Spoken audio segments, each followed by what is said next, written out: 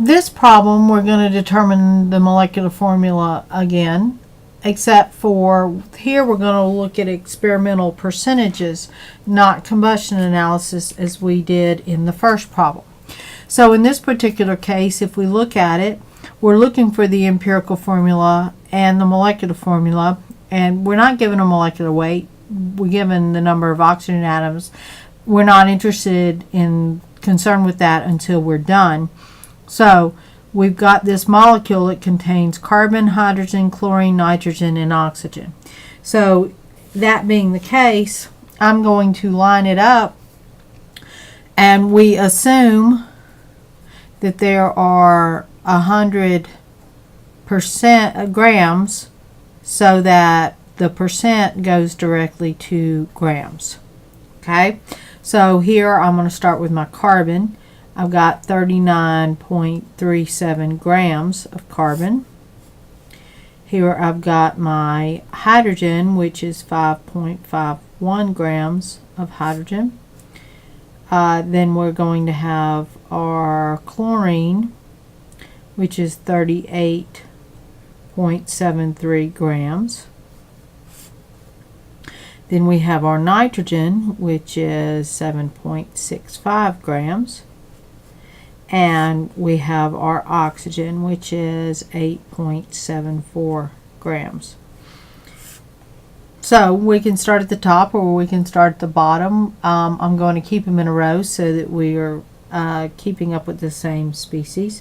So I'll start at the top. So we look up and we know that carbon's atomic mass is 12.0107 grams per 1 mole. So when we do the math, we get 3.2779 moles. I'm going to write moles up here because we're going to do moles all the way down.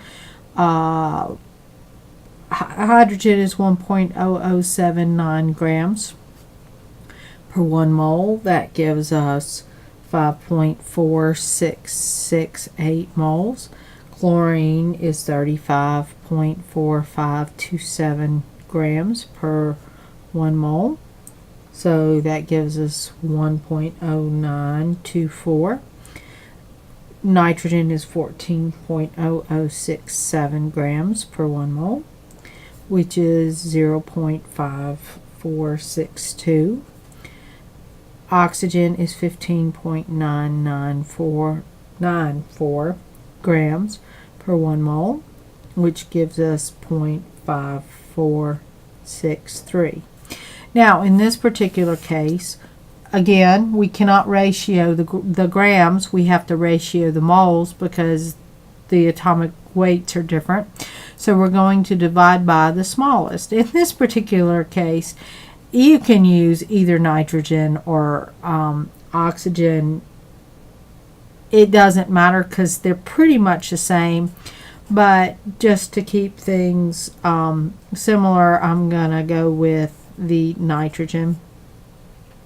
So once I do that, I'm going to divide it through and I will get 6.00 moles of carbon to 10.01 moles of hydrogen to 2.00 moles of chlorine to 1.00 moles for both nitrogen and oxygen. Okay, now remember, since we've kept this in a row, we're going to list them in order. And if we'll notice, we got a 0, a 0, a 0, 0, 0.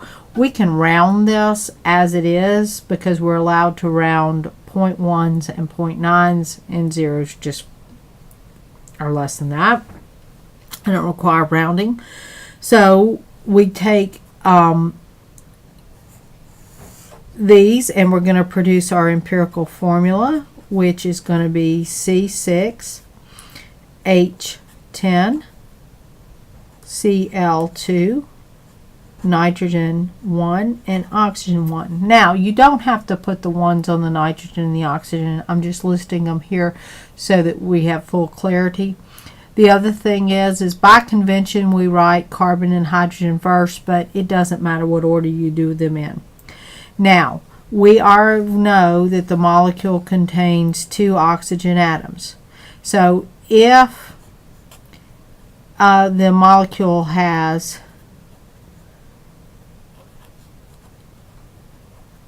two oxygen atoms, then the only way to get there is 2 times the empirical formula must equal the molecular formula. So the molecular formula is going to be equal to C12 H20 Cl4 N2 O2. We're not given anything on the molecular weight, but we're asked for the molecular formula, and there's our empirical formula, so we have both and we're forgiven. Now remember, if you're not given enough information, then the empirical formula is assumed to equal the molecular formula if you're not given any other information. But we are, and so this completes the analysis of a elemental percentage problem to find the empirical and molecular formula.